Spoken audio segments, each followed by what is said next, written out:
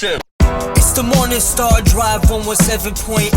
You soaring up with sky, now's the time, don't delay. I'm sitting in my ride and it's time to fly. So let's realign, just listen and fill your mind. I'm burning with desire and the passion.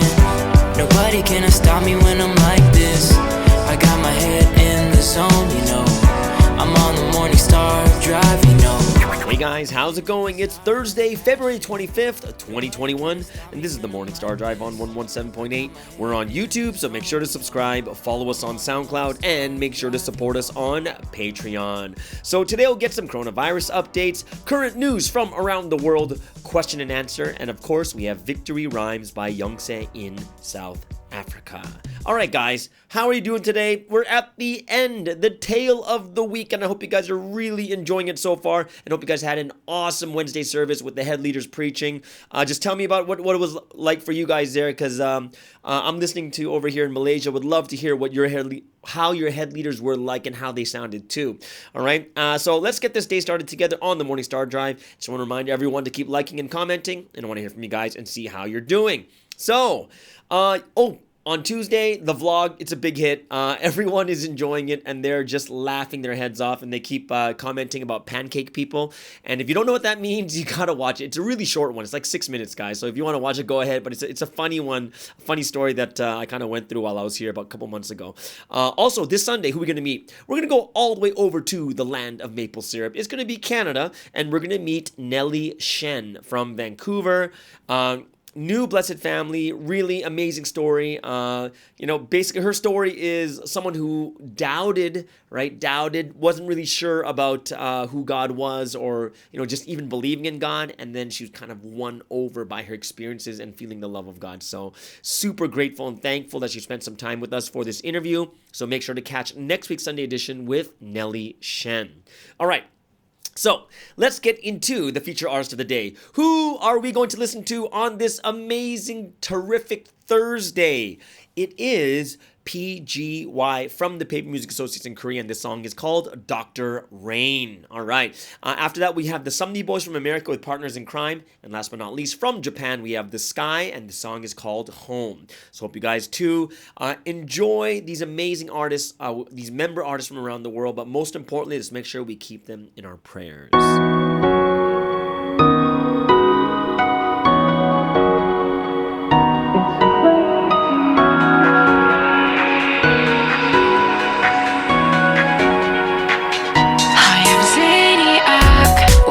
My name, I'm a 95 model, a defective robot. Oh, it's today, I have an appointment. I'm gonna meet my last moment.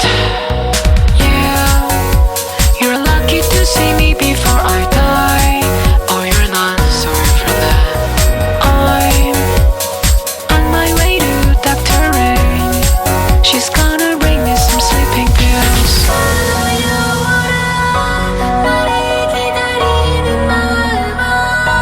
You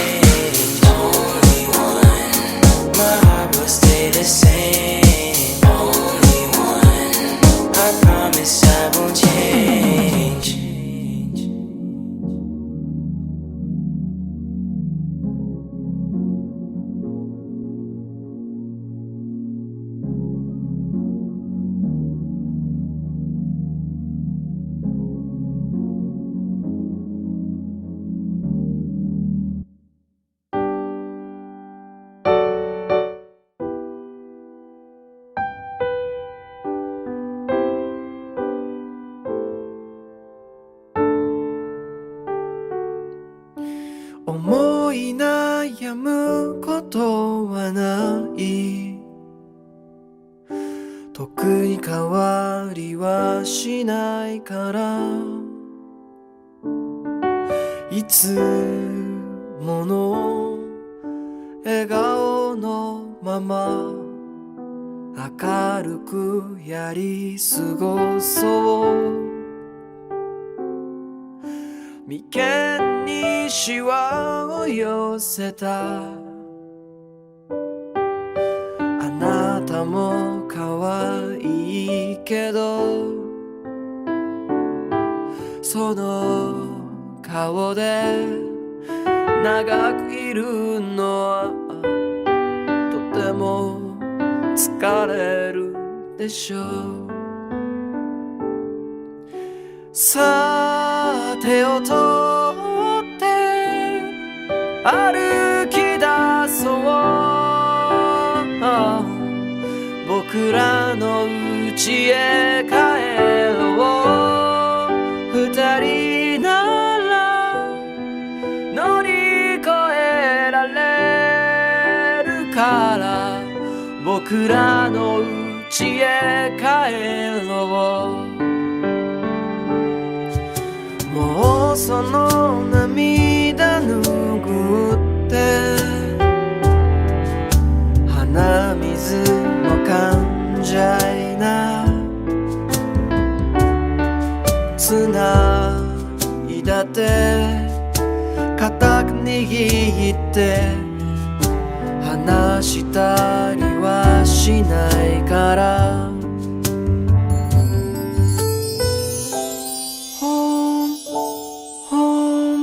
僕らの温かな方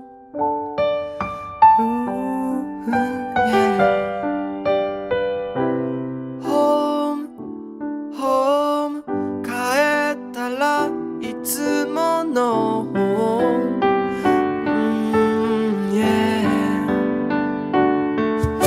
さあ手を取って歩き出そう僕らの家へ帰ろう二人なら乗り越えられるから僕らの家へ帰ろう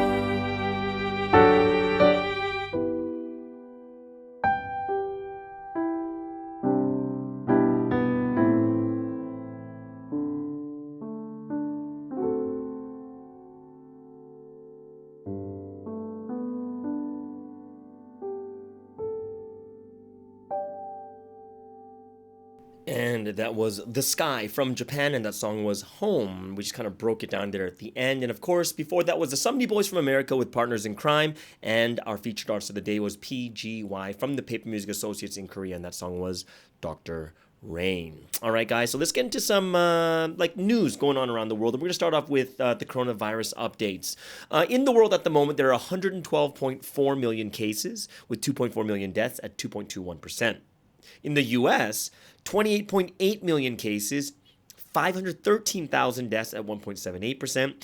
India, 11 million cases, 156,000 deaths at 1.42%. Brazil, 10.1 million cases, 247,000 deaths at 2.42%. Russia, 4.1 million cases, 84,000 deaths, and they're the only country that went up in mortality rate to 2.01. The UK, 4.1 million cases, 121,000 deaths at 2.93%. France, 3.6 million cases, 84,000 deaths at 2.34%. And new to the mix is Indonesia, 1.2 million cases, 35,000 deaths at 2.7%. Sweden, only country not going into full lockdown, and they have finally again dropped under 2% to 1.98%. And Belgium remains at 2.9%. And guys, great news again. We're looking at the daily infection rates, and the numbers are going down a lot. Now, the U.S. is around 59,000 cases in a day, and Brazil has 29,000. But the next four are all 12,000 and under. So this is good news, guys. Russia, 12,000 cases. And then India, the UK, and Indonesia are all at 10,000 cases. So that is great news. That the top 6 countries, half of them are more than half. 4 of them are under 12,000 cases. Okay, so that means that when we look at Southeast Asia, in Southeast Asia we have Malaysia with 2,100 cases, and once again, the Philippines overtakes Malaysia with 2,200 cases in a given day. So that is the coronavirus updates for today. So let's get into the top 3 current news for today. And this is something that's very interesting because it has to do with the data gap in Africa. Okay, so there is this big data gap in Africa. It's basically they're not counting all the people that have died. Okay, and this is something that's really crucial, and it's something that you guys have to think about the importance of data, not just for the coronavirus, but it's something that is going to affect everyone in kind of every aspect, like even evangelism. Data becomes a very, very big thing, and it's a good point that we need to really think about. So let's take a look at this data gap in Africa. So only 8 countries in Africa out of more than 50 have a compulsory system to register deaths. Right? 8 out of more than 50, guys. Right? So this is not just a failure of the state to recognize individual tragedies, but has enormous implications for the making of government policy. You see, all but 2 countries in Europe, which is Albania and Monaco, have a universal death registration system, and in Asia, just over half, right? But in Africa, it's only Egypt, South Africa, Tunisia, Algeria, Cape Verde, Sao Tome and Principe, and the Seychelles and Mauritius.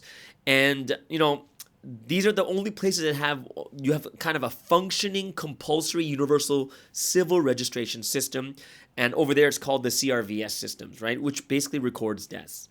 All of the countries surveyed by the BBC, working with researchers from the UN's Economic Commission for Africa, they do have some sort of death registration, but it's often on paper and not available in a shareable digitized form. And the information may be used in a local area, but cannot calculate mortality trends on a national level. In the wake of the Ebola epidemic and now coronavirus, having an accurate picture of who's dying from what and where is crucial when it comes to allocating resources and funding. And this also has implications for tracking maternal and child mortality, as there are children whose birth and untimely death go unrecorded. So this not only robs them of a right to an identity, but it also means that lessons are not learned because there's missing data. Right? So in order to help the living, you need to count the dead, right? And this is the UN Population Fund demographer was telling the BBC. So those who are missed out on the registers are often the poorest and socially excluded. And the absence of information about their deaths means that measures to deal with the causes are sometimes not taken. So despite investments and this system and the CRVS, death count systems, they remain dysfunctional, forcing governments to rely on surveys, which by the time they are published are already outdated. So when it comes to coronavirus, there is concern that the true extent of the coronavirus in some countries is not fully understood. And it's been widely reported that Africa's coronavirus death toll is far lower than in other parts of the world. So expertise in epidemic control, a swift response in some countries, the relatively young population and cross-immunity from other coronaviruses are all thought to have had an impact. But data scientists say that calculating a key indicator of the pandemic's fallout, known as excess deaths, right, is impossible in most countries because of the lack of the CRVS systems. So an excess death is basically when you look at 2020 and you see how many deaths there are, excess deaths is like you compare it with the year or 5 years beforehand. You look at the average of the last 5 years, and then you see how many more excess above the average your deaths are. That's why it's excess deaths. And that's why you have a better idea of figuring out how many people are actually dying from the coronavirus, right? And that's why that's how they figured out the death toll is actually 3 times larger in Russia, because the excess deaths were 3 times larger, right? So the excess deaths is a measure which compares the actual deaths over a period of time, which is about 5 years, Deaths expected based on the same period in previous years, but it relies on the full registration of deaths. So that's a very important part. So looking at excess deaths gives a sense of the overall loss of life caused directly by the coronavirus. It also shows deaths caused indirectly by the pandemic because of factors such as overstretched health systems, fear of attending hospitals, economic downturn, depression, unemployment, suicide, these are other different things like this. So there was a Lancet study across 118 low-income and middle-income countries estimated that the continued disruption of health systems from coronavirus could result in 1.1 million additional child deaths and 57,000 additional maternal deaths. South Africa and Egypt are among the 8 countries which do have functioning death registers, so calculating excess deaths in both countries is possible, and the results are telling. You see, by early February, South Africa had recorded nearly 138,000 excess deaths since the pandemic began. That's almost 3 times the official figure given for the coronavirus, right? So to break it down, 46,200 of these people were officially recorded as having died with the coronavirus, and there are death certificates to prove it. This means the other 91,500 were either undiagnosed or died as an indirect consequence of the pandemic, such as delayed cancer treatments or fear of going to the hospitals and these such things, right? So at the height of the pandemic in late July, South Africa experienced 54% more deaths than was expected for that time period. And although when the lockdown was first imposed, fewer deaths were recorded than normal, presumably because of fewer cases of alcohol-related violence and road accidents. But thanks to Egypt's comprehensive registration system, it's possible to calculate that there were more than 68,000 excess deaths between May and August last year. In June, the number of recorded deaths was almost double what would usually be expected. And on average, official coronavirus deaths made up under 10% of those additional losses. But for most countries on the continent, there is no way to reach any conclusions like this as the data is so sparse. In 14 countries, a maximum of only 1 in 10 deaths are recorded, including in Nigeria, Congo, and Cameroon. And over half the countries in sub-Saharan Africa only keep handwritten death records. Certain states such as Eritrea and Burundi have no legal requirement to register or collect deaths at all. So Eritrea has recorded only 7 coronavirus deaths to date, and Burundi just 3, although there was speculation that the virus was a contributing factor in the unexpected death of Burundi's former president, Pierre, I don't know how to pronounce this, but it's Nkurunziza. Okay? President Pierre Nkurunziza last year. So Nigeria, Africa's most populous country, recorded only 10% of all deaths in 2017. And the pandemic further paralyzed all the civil registration activities in the country, which were not deemed an essential service, according to a UN report in April 2020.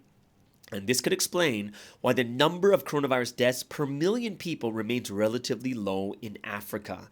Nigeria has recorded 9 coronavirus deaths per million compared to the global average of 316. Yes, guys, the global average is 316. Meanwhile, South Africa has recorded 827 coronavirus deaths per million. Tunisia has 659, the 2 highest in Africa. But it's important to take into account that these countries have good registers that capture most deaths, like 92 to 95% of the population, respectively, right? So what is being done? So UNECA, right, and that's United Nations, their research has created the most up-to-date and comprehensive assessments of the death registration systems on the continent. And it was also discovered that many countries are making progress in bridging the data gap. The Central African Republic, right, has one of the lowest performing CRVS systems on the continent following years of conflict, which is still ongoing. And in 2017, only 2% of estimated deaths were registered in that country. Twice as many male deaths were recorded as female, and then only in the capital and its outskirts were the only places where it counted. Okay, so it's like, there's the head of statistics in the Ministry of Economy, Planning and Cooperation, right, told the BBC that the government attaches particular importance to CRVS and its fundamental role in promoting good governance. So this is something that we really have to think about is this data gives us points and shows us how we're doing in certain areas. Can't say everything, right? But it does show us certain things and tells us what we should be focusing on, what we need more help in, where to pool our resources and stuff. But if we don't collect data, then we're kind of always stuck in a place. right? You got to wonder when someone, when they came up with the stat, like when you go evangelizing, 1 in 10 will study the Bible, and then 1 in 10 of the people studying the Bible will pass, which means 1 in 100. 1 in 100 actually pass, right? So, there's got to be a statistical data point that they have, and it's important because it shows us, this is how we're doing. But imagine, say, 15 years later, what happens? And they say that, now it's 1 in 14. 1 out of every 14 people will study, and of those people, 1 out of 20 will pass. Then we know that something's going wrong, right? It gives us information of how things are going, and it tells us when things are not going well or they're getting better. So I really believe it's a very important point that we have data. Like, take lots of data down, okay? Now, the next thing on the news is the World Bank. This has to do with Lebanon. The World Bank is warning the Lebanese or Lebanon to wait their turn for vaccines. Now, why is this coming? Why is this being said? The World Bank has threatened to suspend financing for coronavirus vaccines in Lebanon over what is said were violations by legislators who were vaccinated inside Parliament. The comments by the international lender on Tuesday came as frustration grew among some residents and doctors that the national plan that requires people to get vaccinated at predetermined centers could be riddled with violations and favoritism. Lebanon received its first batch of the Pfizer-BioNTech vaccine, which is 28,000 doses this month, with financial aid from the World Bank, which said it would monitor to ensure the shot went to those most in need. In its first operation funding the purchase of coronavirus vaccines, the lender reallocated $34 million to help Lebanon inoculate more than 2 million people. Parliament's Secretary General Adnan Daher was quoted as saying by local media that 16 deputies as well as 4 parliamentary staff, all aged above 75, had received the coronavirus jab inside the legislature. He insisted they were all registered for the vaccine with the health ministry and had not broken any rules. But the World Bank said it broke the terms of the agreement with the government, right? They would record it as a breach of terms and conditions agreed with us for fair and equitable vaccination, right?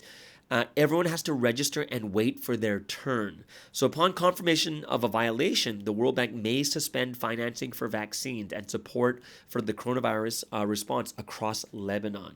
So the reports raised anger in a country where many have lost faith in the corrupt political class, blamed for many of its woes, right? So a lot of people were like testifying about, their parents like 84 and they're registered and they didn't have their turn yet, but all the politicians and their families and friends have been vaccinated already. Like a lot of these complaints came out, right? So the heads of there was some people who are the heads of the committee supervising the vaccination campaign had planned to resign in protest on Tuesday, but changed their mind, saying his committee will hold a meeting on Wednesday to follow up the case, and added that an explanation needed for the legislature. So it was quite outrageous over there because, the politicians are taking them first without being registered and whatnot. But so the World Bank possibly could withhold funding from Lebanon, right? So that's a quite interesting thing happening over there because the World Bank and International Federation of the Red Cross and Red Crescent Societies, they've signed an agreement for independent monitoring of Lebanon's coronavirus vaccination campaign. The vaccination campaign began on February 14th, and Lebanon has so far received nearly 60,000 doses of the Pfizer vaccine. And some 17,000 people have had their first injection, according to health officials. So there were many violations that took place at vaccination centers, right? This is coming from the president of the Lebanese Order of Physicians, and he added in a statement that violations included vaccinating people who were not registered or not included in the first phase of the campaign. And Lebanon, a country of 6 million people, including 1 million Syrian refugees, has registered more than 356,000 coronavirus cases and 4,300 deaths since the first case was registered in February 2020. Right, and last on today's list of current news around the world, I'm going to talk about Malaysia. Yes, this is where I am, and we're talking about the vaccination program that starts on Friday, which starts tomorrow over here. So the first batch of coronavirus vaccines have arrived, right? And how can you get vaccinated? So before they delve into the vaccination plan, people here note that the first batch of vaccine is from Pfizer, right? Which has a high efficacy rate of 95%, which is great. So the Pfizer vaccine, they have enough to cover 12.5 million Malaysians with 2 doses each. Okay, so that's about 39% of the population will get the really, really good one, the Pfizer. Okay, and whether the vaccination plan can proceed smoothly will depend on whether Malaysia can finalize deals with other vaccine makers, right? So right now, what is the order at this moment? So it all depends on which category you fall in. So here's a short answer. In March, which is like starting now until March, is for frontline personnel. Then in May is for elderly and the sick. And then August is for everyone else aged above 18. Okay, so what vaccines do they have, right? Well, if you look at there are 3 phases here, and the first phase involves 500,000 medical and non-medical frontline personnel, and it will include medical staff working at all government and government-linked hospitals. Selected private hospitals fighting the coronavirus may also be included, and that will start in March and should wrap up by May. And phase 2 involves people aged 60 and above, those suffering morbidities often seen in the coronavirus deaths will also be included, and these include illnesses such as cancer, obesity, diabetes, and all these other different things. And the disabled community will also be included in this phase, and then that will be from May to July, which involves 6.5 million people. Right, and the success of this phase will depend heavily on the government's ability to secure more vaccines. And then, of course, phase 3 is for the remaining 16 million Malaysians aged 18 and above. Okay, so what are the plan is to vaccinate 23 million out of the 32 million people in Malaysia. Why? Because that's what it requires for herd immunity. Okay, so that if you get about 70% of the population vaccinated, it's enough to achieve herd immunity, right? And I talked about this first when the coronavirus first came out. For any disease, there's something called an R naught, right? It's an R with like a 0 underneath it.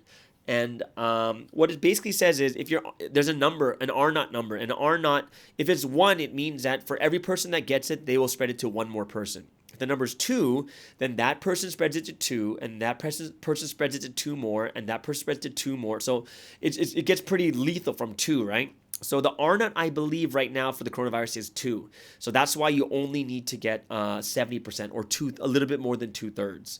And the reason for that is because you'll be stopping many people from spreading it, right? Because if one person gives it to 2, that's 3 people, right? So if you take 2 of them out, only one will be infected, and the other 2 will be fine.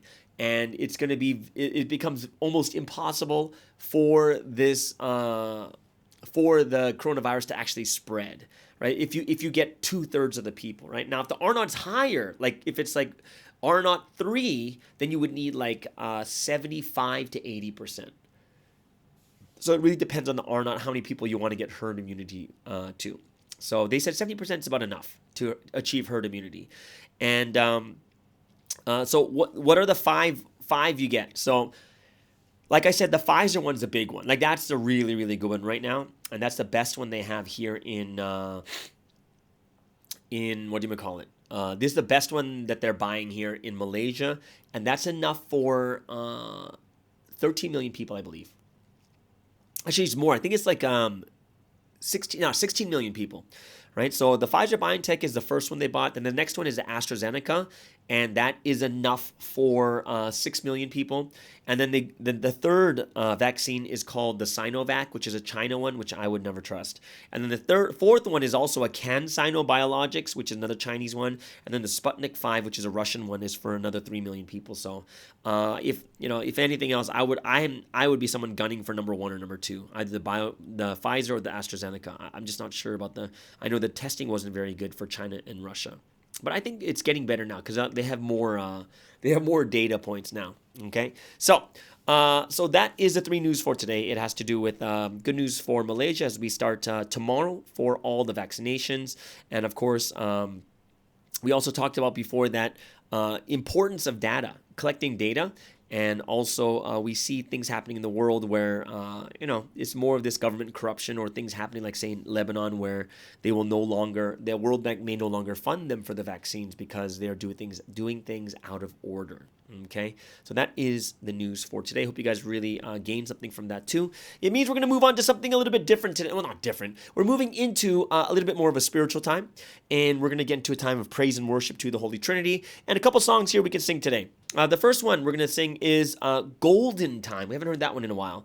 Then we have Let's Preach the Word of Life, and last but not least, we'll break it down to the song, I Believe. So as one body of the Morning Star Drive, let us have a time where we can do what? We can give glory to and give worship to the Holy Trinity.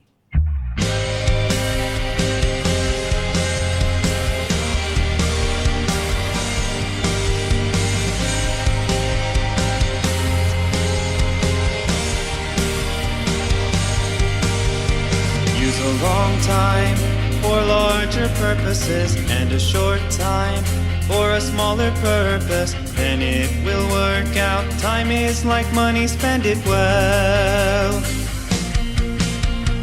If it's used wrong, longer times on smaller tasks, with the time that's left to you, you can accomplish big things. First think, is this task big, is it small?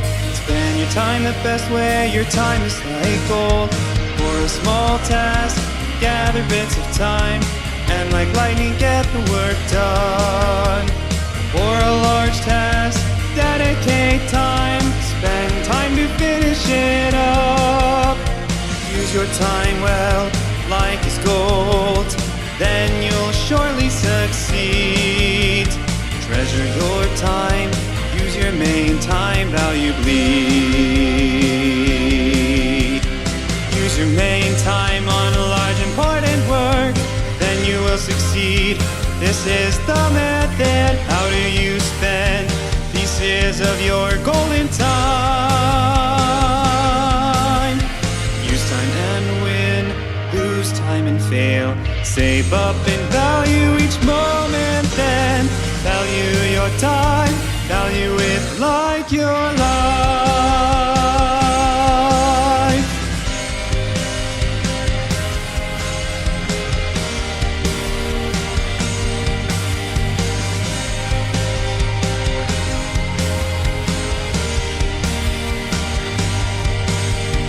Use a long time for larger purposes and a short time for a smaller purpose, then it will work out. Time is like money, spend it well. If it's used wrong, longer times on smaller tasks, with the time that's left to you, you can accomplish big things. First think, is this task big, is it small? Spend your time the best way, your time is like gold. For a small task, gather bits of time, and like lightning get the work done. For a large task, dedicate time, spend time to finish it up. Use your time well, like it's gold, then you'll surely succeed. Treasure your time, use your main time valuably. Use your main time on a large important work, then you will succeed. This is the method. How do you spend pieces of your golden time?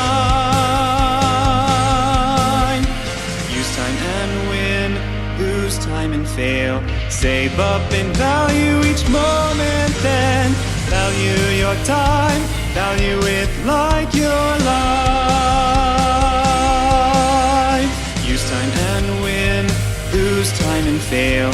Save up and value each moment, then value your time, value it like your life.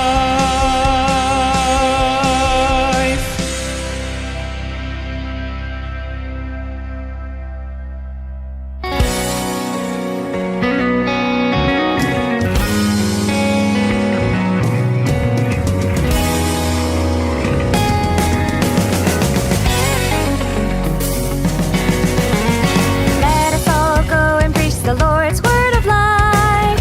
Though we may be weak at the start,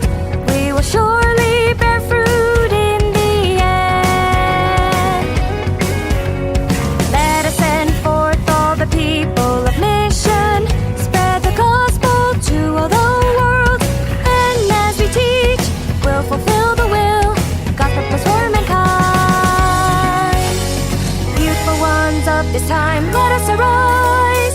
Rise up, shine your light. Preach the new word of life to every soul in the world. Truth is on fire, so we are blazing, giving all our youth, giving all our youth. We are captured perfectly only through love. We have gained heaven, golden city.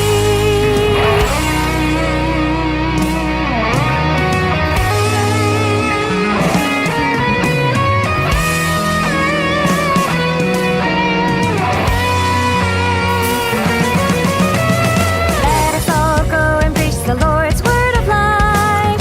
Though we may be weak at the start, we will surely bear fruit in the end.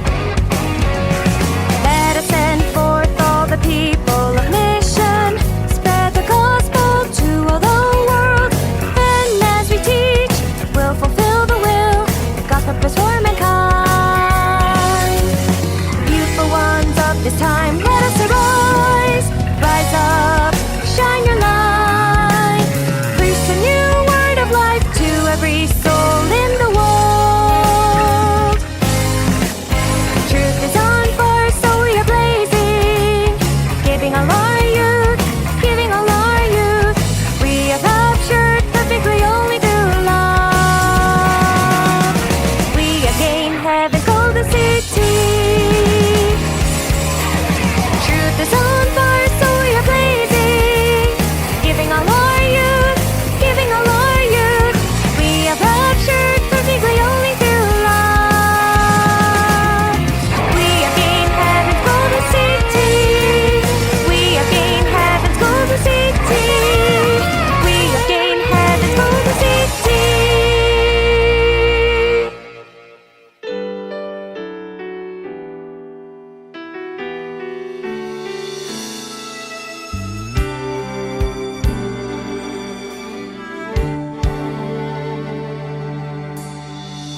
As I am walking on this road that leads to the city of gold, the Lord's sail is planted in my center, and on the Lord's wings I will rapture higher. I believe that the will has been fulfilled. I believe that my spirit rose with Him. I believe I'm living in the city of gold, and in this life I will always give thanks as I rise towards that plan. With the condition of the Lord, God's dream finally came true. As for me, I'll walk this path unchanging. I'll do what I must, and I'll never turn back. I believe that the will has been fulfilled. I believe that my spirit rose with Him. I believe I'm living in the city of gold, and in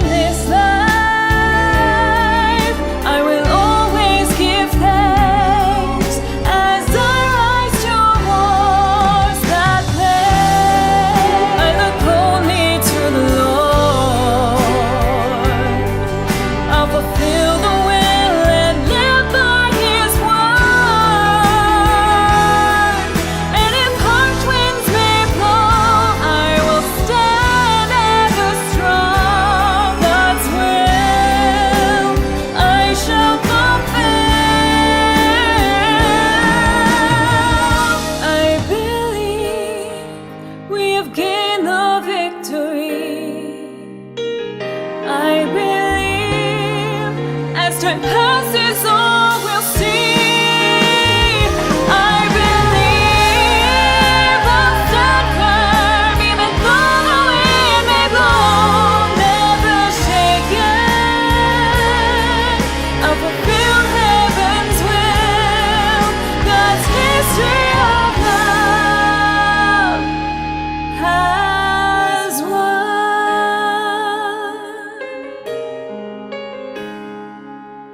God's history of love has won.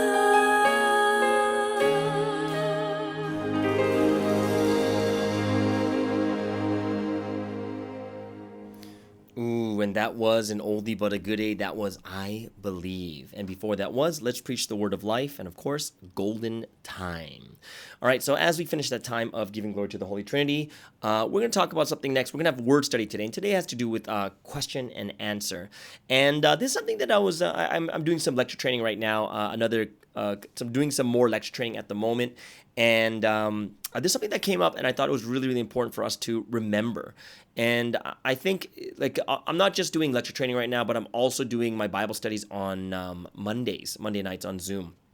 And there's something that's really important when it comes to us teaching or listening to the word or understanding what it means, right? Like, for instance, like today I was teaching about fire in the clouds, and there is first an overall theme that both of these lessons are very clear about, and it's about knowing clearly, right? Knowing truth. Because as long as you don't know how the Lord will come, then you can't accept him. Because just like the Jews 2,000 years ago, they couldn't accept Jesus because of the way they thought about fire and the way they thought about clouds, right? So in the same way too, we teach it so that they can understand it, so that they can receive the Lord's second coming, because it happens in the same way, okay? However, there's, when you look a little bit deeper too, both of these lessons, they have a core reason why we need to teach them. Like, for instance, when it comes to, say it's about fire. Why is it important for us to understand about the fire? And not just for receiving the Lord's second coming, but it also kind of shows God's character too. When we believe in a God who is very scary, judging, going to destroy everyone, make everyone suffer, then that kind of gives us an idea of what type of God we believe in, right?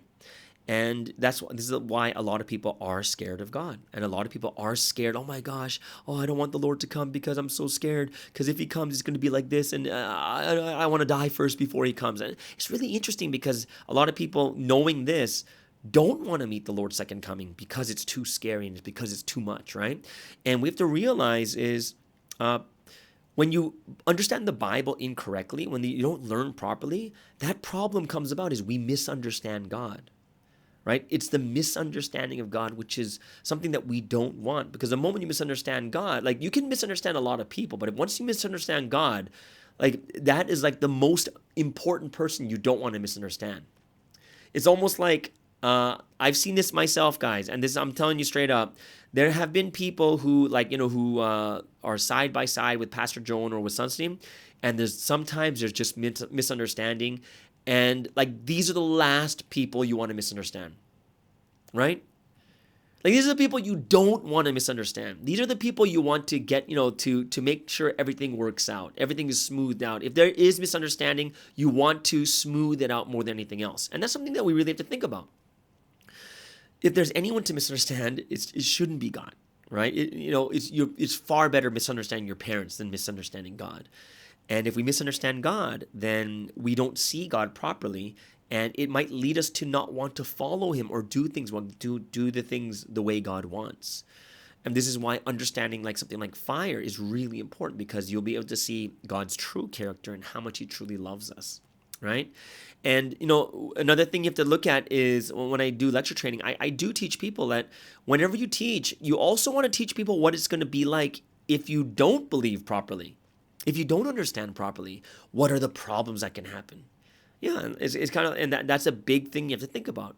Because if you don't understand, and if you misunderstand, and you don't do, then you might stop believing, right? you might start thinking God is bad. You might start thinking, there's so many things that can happen the moment we look at it and say, oh my gosh, well, I can't, like how many people are like that with Sunstein was like, oh, why does Sunstein boast so much? Or why does Sunstein talk about this? Or why does Sunstein talk, oh, why is Sunstein so mad today kind of thing? And a lot of people just misunderstand. And because of that, people can lose salvation. People can lose the rapture. People can lose their life if you think about it, right? So when it comes to us teaching the word and understanding it, you need to know why the word is so important, right? Why is it so important? Why does it matter, right? Why does it matter anyways, right? Whether why do I have to learn about fire? Why do I have to learn about this? Why do I have to learn about that? We need to really get ourselves to understand why we're learning it more than just a code breaking like, oh, fire is the word. All right, cool. Oh, so cool. I know that the fire is a word, but then it's not going to impact people's lives. It doesn't impact your life either. Right? We have to be those that understand that you need to know why that study that you're studying is important. You need to understand why that matters to us, why it matters to God that you understand that fire is the word. Why does it matter, right? And that's something that we have to really think about clearly and carefully in our hearts and our minds. So I hope this is something that when it comes to us teaching or listening, don't just, if you just think about the code like, okay, fire is the word, I know the answer, right? Then there's no need for you, then at that point, there's no need for you to study anymore. Why? Because all you think about that lesson is fire is the word, which means once you know fire is the word, it's done, right? It's actually done. You never have to, as long as you memorize in your head fire is the word, then it's done. But then you don't realize what the lesson is truly about, right? What are the implications? What are the repercussions of believing this way? What happens if you don't? What happens if you believe literally? These are things that we have to think about and say, oh, why am I teaching this? Oh, why am I listening to this again? And the reason why we keep learning it because sometimes we miss those vital points and we just kind of oversimplify things to just fire is the word, sword is the word, okay, sword is the word too. Oh my gosh, clouds are people, be a swift cloud. And it becomes oversimplified and we don't really gain from the lessons as we should, okay? So I hope that this will help you guys out when it comes to listening or when it comes to actually teaching the lessons too. All right. So that is the word study for today. I hope you guys really enjoyed that. And if you guys have any more questions or anything that you want to ask, go ahead and pop in the room and I'll definitely answer it for next week's Q&A. All right. Which means what, guys? We're going to go into the last song for today. I'm going to go to a group that I played before. It's called Dan and Shay. Okay. And they are, I believe, an American country pop group, right? A duo. And this song is 2021 song. So yes, I'm getting very current, guys. It's Dan and Shay. The song is called Glad You Exist. And this kind of like Dan and Shay both said they wanted to deliver a heartfelt show of gratitude with this song, right? And they said it's more than just a song.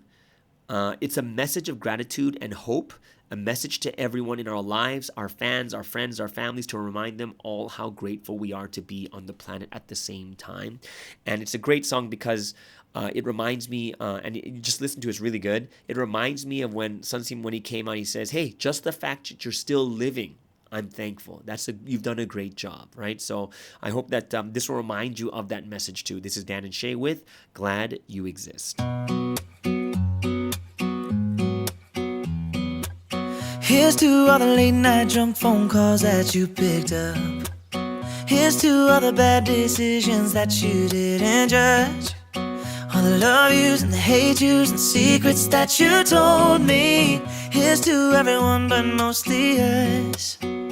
There's a couple billion people in the world and a million other places we could be, but you're here with me. Take a moment just to take it in, 'cause every high and every low led to this. I'm just so glad you exist.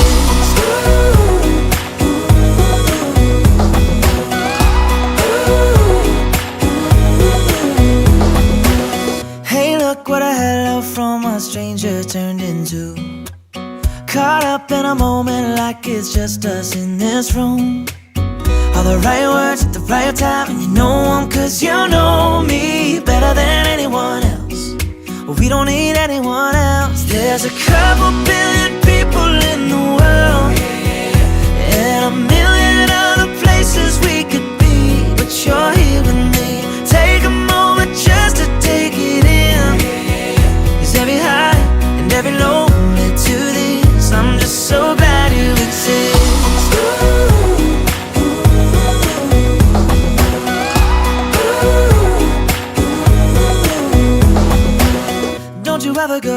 don't you ever go, don't you ever go changing. Never let me go, never let me go, never let me go, baby. Don't you ever go, don't you ever go, don't you ever go changing. Never let me go, never ever let me go, never let me go, baby. There's a couple billion people in the world, and a million other places we could be, but you're here with me. Take a moment just to take it in. Every high and every low led to this. I'm just so glad you exist. I'm glad you exist.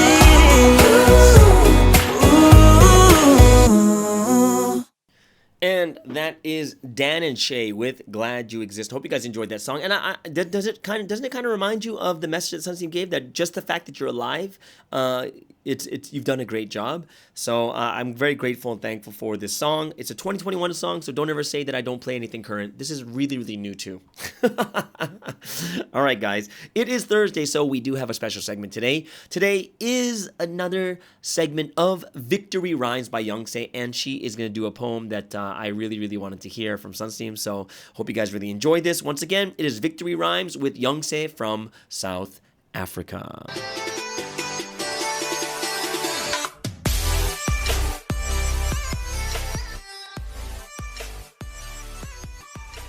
Welcome everyone to another segment of Victory Rhymes. This is the poetry platform where I share all the delicious poetry cooked up by the brides of this history. And I am Youngse. I am from South Africa, but I've been living in Korea for the last 5 years. And today I am very, very excited to share another poem with you.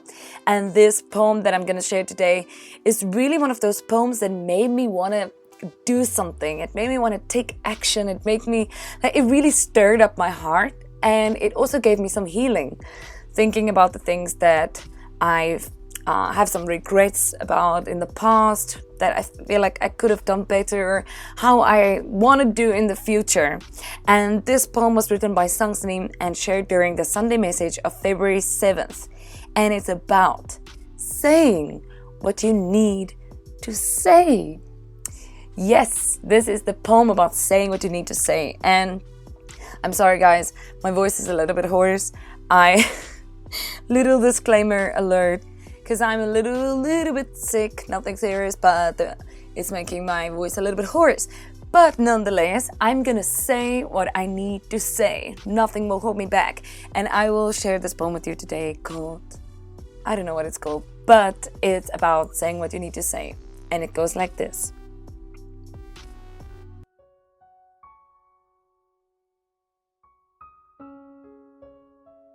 I have something to say. If I were to go to heaven without saying the things I want to say to you, then I have nothing to say to God. Then I would have to come back to this world again. Now I will say everything I will say to you and go to heaven without any regrets. And I will go there and tell God I've said everything I've needed to say, and make it so I never have to come back to this world again.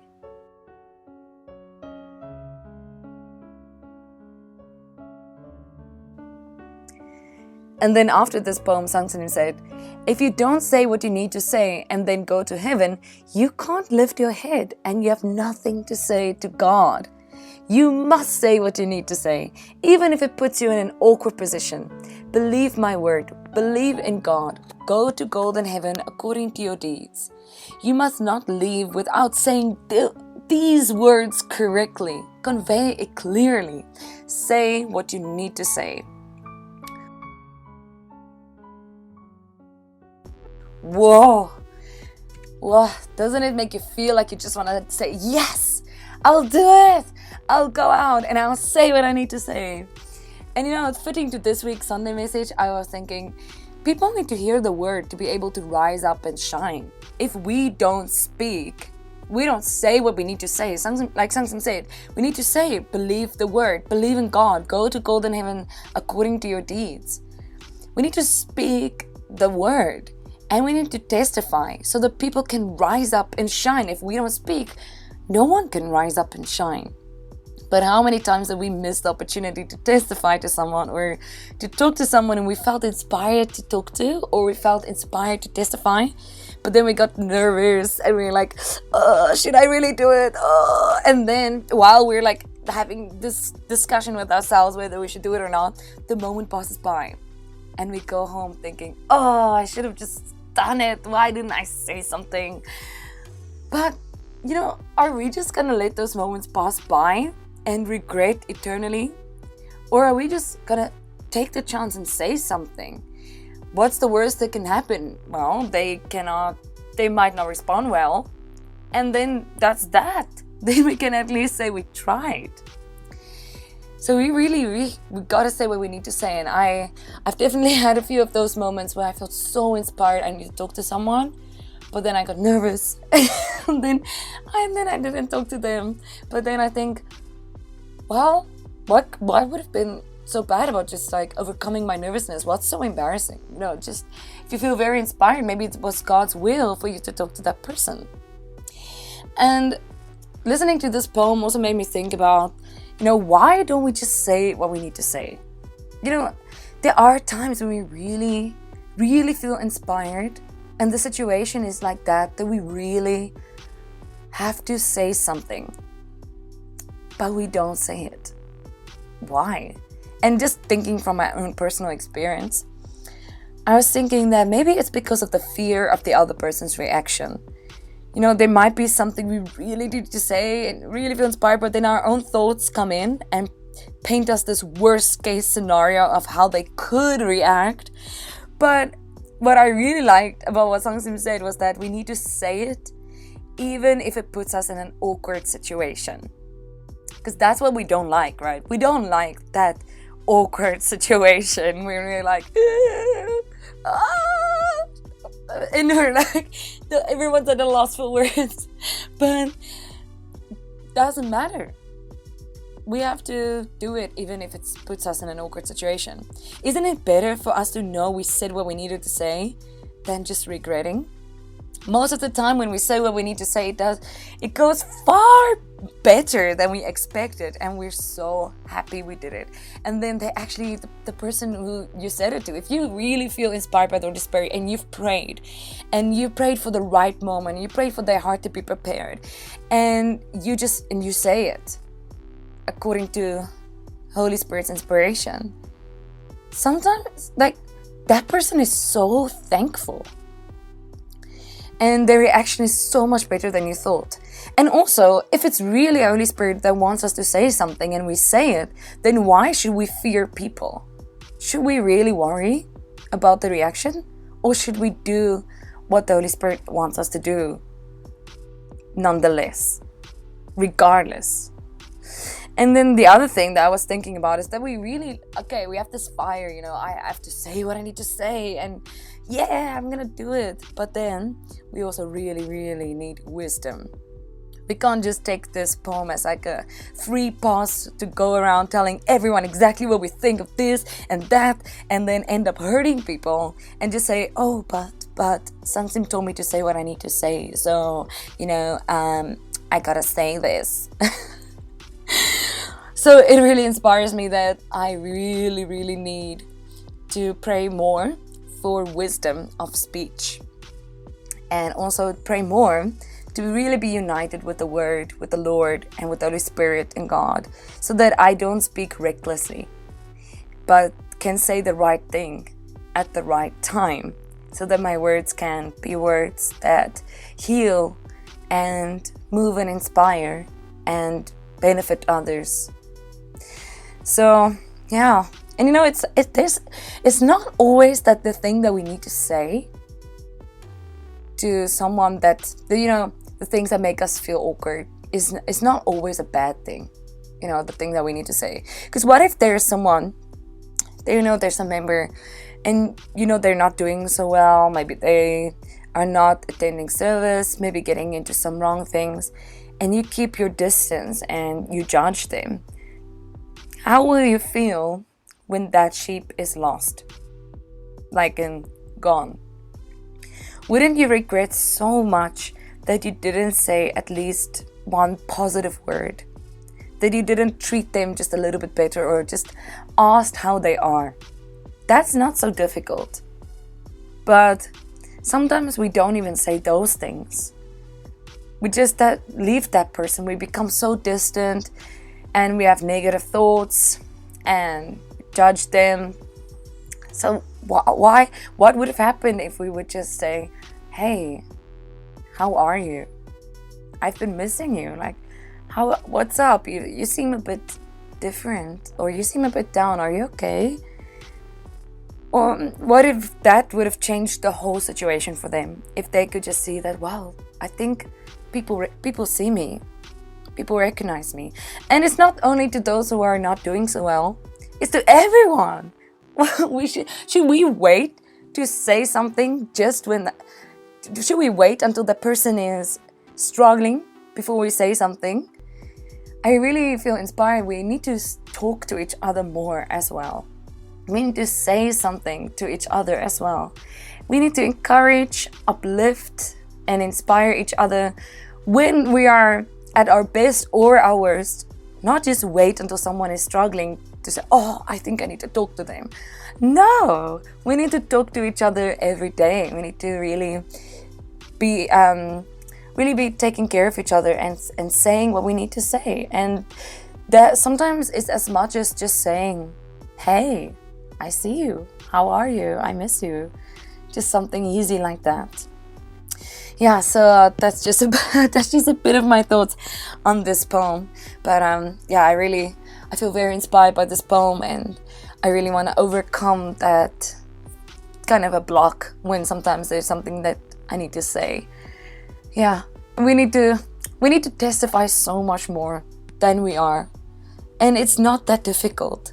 It's not something that is so complicated, but testimony can be as simple as saying that I've learned the word and I'm so happy. That's a testimony too. And I hope that you guys feel some inspiration from this poem. Really great, amazing, striking poem. And I'm so thankful for Sangsim for sharing this poem to us and for also being the one to speak the word to us. We're so thankful for each word that he's spoken to us and keeps speaking to us. And this brings us to the end of today's Victory Rhyme segment. I hope you have a truly amazing day together with the Lord. And if you've written a poem that you would like to share, you're always welcome to contact me. The email is in the description box. And that's it from me today. I'll be back next week with another segment of Victory Rhymes. So I'm Youngse. Goodbye.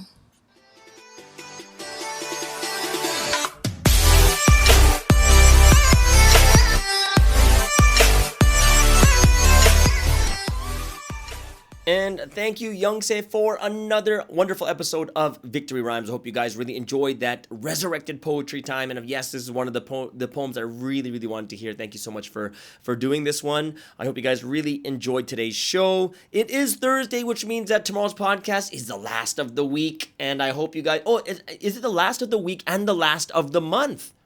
I do believe, right? Because today's the 25th, and then Friday's the 26th. Yeah, Sunday's the 28th, which means on Monday we're going to be in March, guys, which is close to March 16th. But that's crazy if you think about that. Yes, guys, just want to let you know, tomorrow will be the last podcast of February 2021. We're going to go straight into March the next week. Man, that's kind of crazy. So just to let you guys know, on Saturday, we have another Sky Talk coming up on the Espresso Sky YouTube channel. And then we have on Sunday, like I said before, we have the Sunday edition with Nellie Shen from Vancouver, Canada. And of course, we'll be hitting March's first podcast, and that will be Monday, right? Yeah, that's Monday, March 1st. All right, guys, have a wonderful day, and we'll see you guys tomorrow on the Morning Star Drive on 117.8. It's the Morning Star Drive 117.8. You soaring up with sky, now's the time, don't delay. I'm sitting in my ride and it's time to fly. So let's realign, just listen and fill your mind. I'm burning with desire and the passion. Nobody can stop me when I'm like this. I got my head in the zone, you know. I'm on the Morning Star Drive, you know. I'm burning with desire and the passion.